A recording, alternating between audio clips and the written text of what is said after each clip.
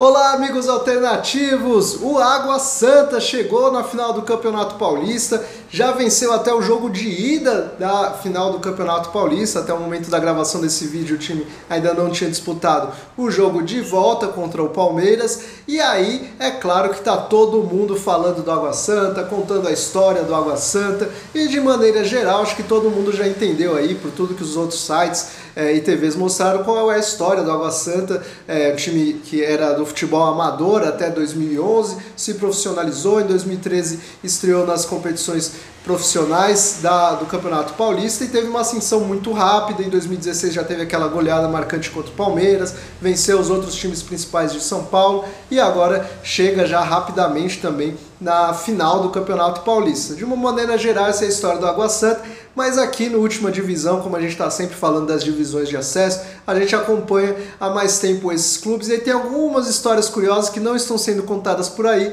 e resolvi fazer esse boletim exatamente para contar essas histórias. Lá em 2013, por exemplo, a Última Divisão publicou um texto, exatamente uma reportagem para contar sobre essa profissionalização do Água Santa, e aí tem alguns detalhes ali que merecem ser recordados. Por exemplo, que o ex-jogador capitão, aquele que ficou muito marcado por ser exatamente o líder da Portuguesa, no tempo de auge da Portuguesa, ele participou como dirigente importante ali nessa profissionalização do Água Santa. Ele realmente foi ali um consultor importante para o Água Santa se profissionalizar bem e aí ele inclusive falou com a gente e endossou uma promessa que o Água Santa tinha na época, ali uma meta que o Água Santa tinha de chegar na elite do Campeonato Paulista em 3 anos.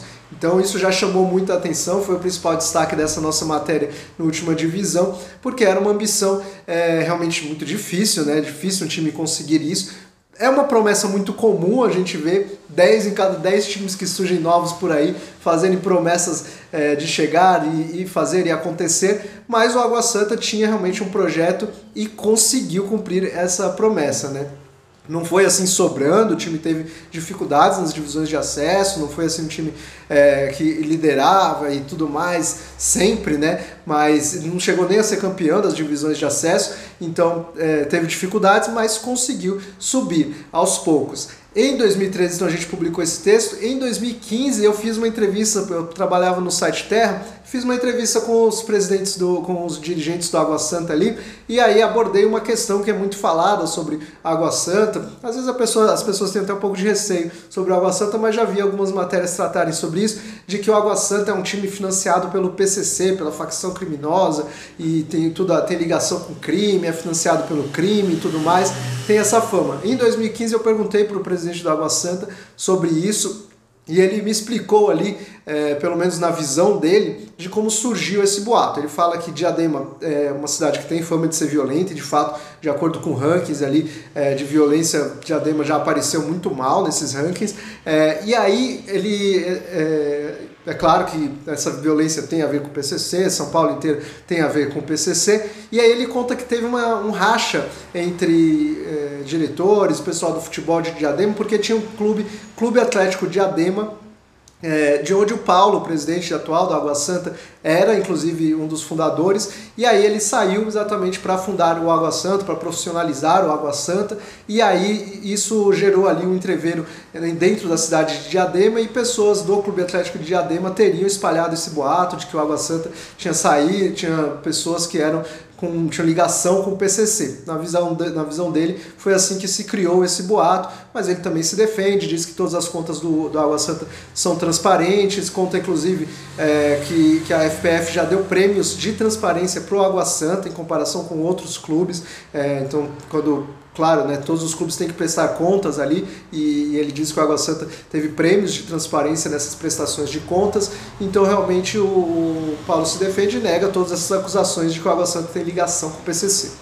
Mas nem tudo são flores e o Água Santa teve muitas dificuldades. Em 2015, por exemplo, o time tinha conseguido o acesso para o Campeonato Paulista, mas estava com dificuldades para em 2016 disputar, porque a federação estava exigindo ali que o estádio tivesse, a Arena Inamar, tivesse 10 mil, tivesse capacidade para 10 mil pessoas. E aí o clube estava fazendo as reformas para conseguir essa capacidade e teve um acidente no estádio ali, uma parte dessa reforma acabou sendo destruída, inclusive funcionários ficaram feridos, 3 funcionários ficaram feridos, e isso quando faltavam apenas 45 dias para exatamente essa liberação acontecer. O Água Santa teve apenas 45 dias para reerguer, né, tirar todos os problemas ali, tudo que tinha sido destruído no estádio e reerguer uma arquibancada. Foi feito isso, o Paulo conta que teve que trabalhar demais, o clube todo trabalhou demais, conseguiu um parceiro ali, Elofer, que foi realmente importante nessa construção, e aí o clube conseguiu ali uma arquibancada de improviso que deu a liberação para o time disputar o Campeonato Paulista de 2016, onde conseguiu aquela goleada contra o Palmeiras, mas acabou rebaixado. Foi um Campeonato Paulista em que 6 times caíram, o Água Santa entre eles. E aí depois, outra dificuldade, né, mostrando que nenhum planejamento é infalível, em 2018 o Água Santa quase caiu para a 3ª divisão do Campeonato Paulista. Foi uma temporada terrível para o Água Santa, uma das piores da história do clube. E o time chegou na última divisão chegou na última rodada da Série A2 com risco de rebaixamento e só se salvou com um empate. Foi dramático mesmo, terminou a classificação na 14ª posição entre 16 clubes, caíram só 2, e aí o Água Santa se manteve para que em 2019 o time conseguisse o acesso, voltou para a elite em 2020, mas em 2019 vai lembrar que teve um pouco de drama também, porque o time chegou na semifinal contra o Santo André e perdeu, e aí eram apenas 2 vagas, só os finalistas subiam, mas o time conseguiu subir, e aí entra até uma curiosidade também, é que o time conseguiu subir porque teve aquela fusão do Red Bull Brasil com o Red Bull Bragantino, né? Porque o Red Bull, a empresa Red Bull comprou o Bragantino, e aí não dava para manter 2 times na elite, o Red Bull Brasil e o Bragantino.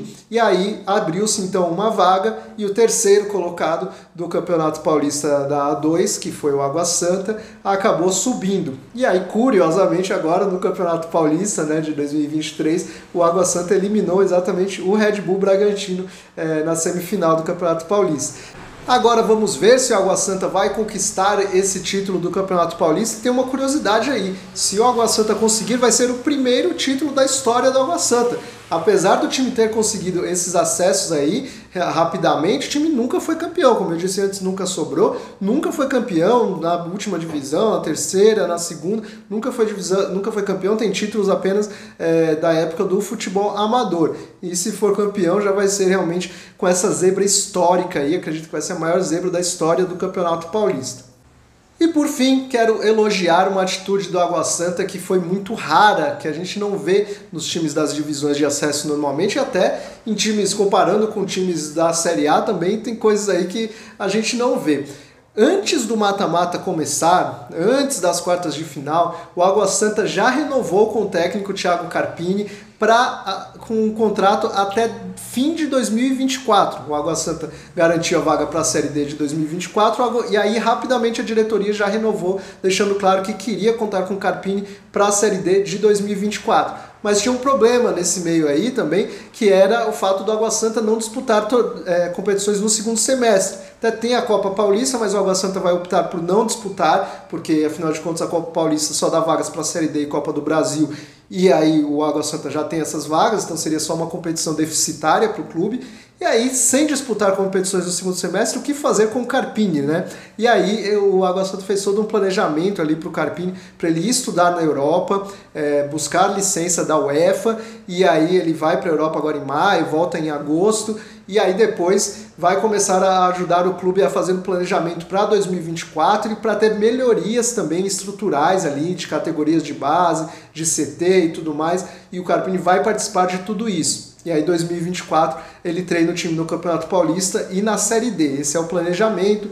Claro que aí no meio muita coisa pode mudar, pode de repente ele ser emprestado para algum clube no segundo semestre, pode ser que de repente em 2024 ele seja demitido, a gente nunca sabe. Mas o fato do Água Santa ter feito esse planejamento que a gente vê pouquíssimas vezes é realmente elogiável, vale destacar.